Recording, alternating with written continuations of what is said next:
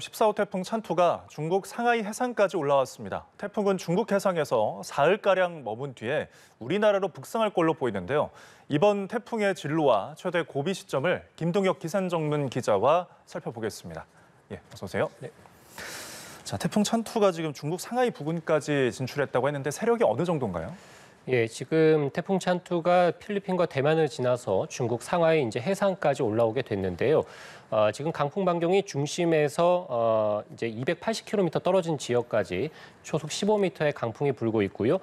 그리고 중심에서는 초속 35m의 강한 바람이 불고 있습니다. 그러니까 우리가 태풍의 분류로 본다면 이제 강도는 강한 편에 이제 속하게 되겠고요. 강풍 반경이 280km, 300km가 채 되지 않기 때문에 태풍의 어떤 크기로만 본다면 지금 보시는 것처럼 소형 태풍이라고 볼 수 있겠습니다. 그래서 이번 태풍 찬투는 작지만 조금 이제 강한 태풍이다 이렇게 특징을 좀 지어볼 수 있겠고요.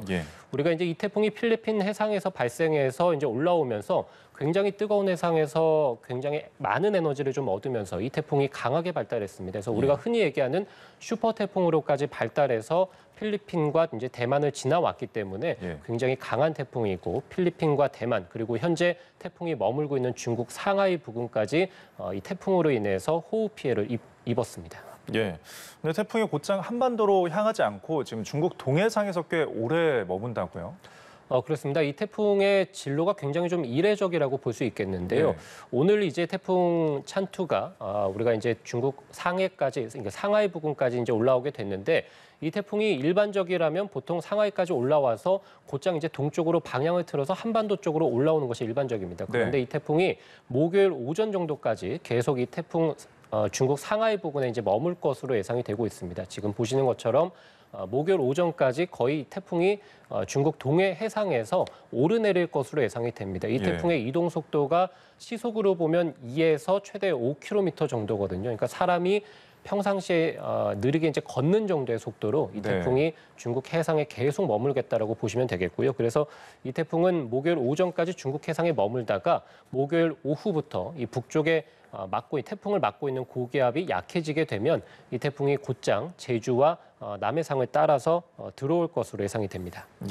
예상 진로를 보면은 태풍이 우리나라로 상륙하는 데까지는 꽤 시간이 걸릴 것으로 보이는데 제주에서는 지금 벌써부터 폭우가 쏟아지고 있다고요? 이 태풍의 진로가 굉장히 특이한 만큼 제주에서는 사실 태풍이 올라오기도 전부터 해서 폭우가 쏟아지고 있습니다. 그래서 이 태풍이 이 대만을 지나서 이제 중국 상하이 부근까지 오면서 제주와 아무래도 태풍이 이제 가깝게 위치해 있다 보니까 어제부터 해서 제주도는 태풍의 이제 간접 영향을 받고 있다라고 보시면 되겠고요. 태풍의 전면에서 워낙에 이제 강한 비구름대가 발달하고 있습니다. 그래서 어제부터 오늘까지 제주 산간에서는 450mm에 달하는 굉장히 큰 폭우가 쏟아지게 됐고요.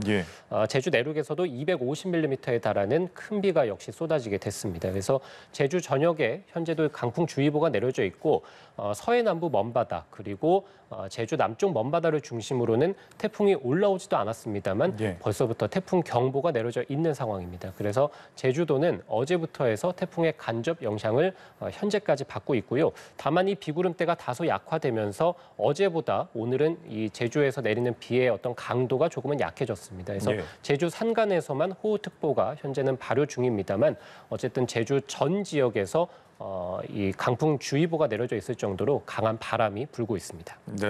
사실 태풍이 북상할 때마다 어떤 태풍마다 고유의 특징을 갖고 있는데 이번 태풍 찬투는 강한 바람 그리고 많은 강수량 둘 중에 어느 특징을 가지고 있나요?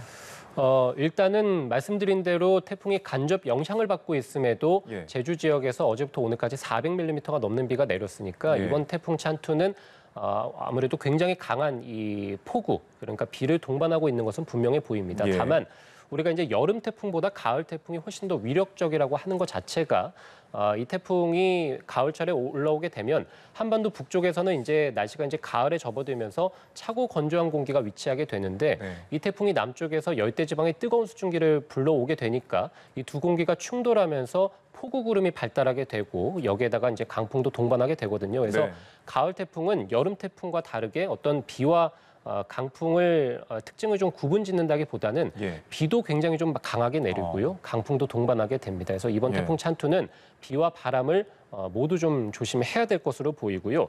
말씀드린 대로 제주 지역에 400mm가 넘는 비가 내렸음에도 이번 목요일 오전 정도까지, 그러니까 제주가 태풍의 간접 영향을 받는 목요일 오전 정도까지 300mm의 비가 더 내릴 것으로 보이거든요. 네. 그럼 태풍이 올라오기 전부터 제주도는 거의 700에서 800mm에 달하는 물벼락이 쏟아지게 되는 것이고요. 여기에 제주 전역에서는 초속 35에서 40m 이 정도면은 기차가 탈선하거나 또는 이 집이 무너질 정도의 굉장히 큰 강풍이라고 볼 수 있겠습니다. 그래서 이런 제주 전역에서 강풍이 불게 되겠고, 태풍이 남해안을 통과하게 될 때는 남해안이라든지 또는 이 남부 일부 지방에서도 초속 30m 정도, 이 정도라면은 사람이 서 있기가 좀 힘들고요. 가로수가 뿌리채 뽑히는 정도라고 볼 수 있겠습니다. 굉장히 강한 바람도 동반하게 됩니다. 강풍과 폭우 모두 조심해야 되는 태풍 찬투인데 금요일이 최대 고비 시점으로 꼽히고 있습니다. 각 지역마다 이제 태풍이 근접하는 시기는 언젠가요? 말씀해 주신 대로 이 태풍의 최대 고비 시점은 이제 금요일이 될 것으로 보이는데요.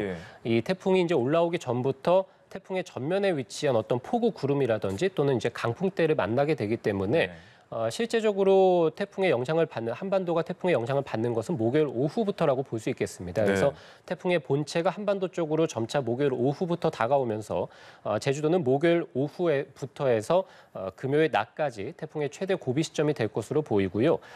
그 밖에 이제 호남 지방은 금요일 새벽부터 오후 정도까지, 그리고 영남 지방은 금요일 아침부터 밤 정도까지가 태풍의 위험 시기라고 볼 수 있겠습니다. 그래서 목요일 오후부터 해서 금요일 밤까지면 하루 이상 이 태풍의 직접적인 영향을 받을 것으로 보이고요.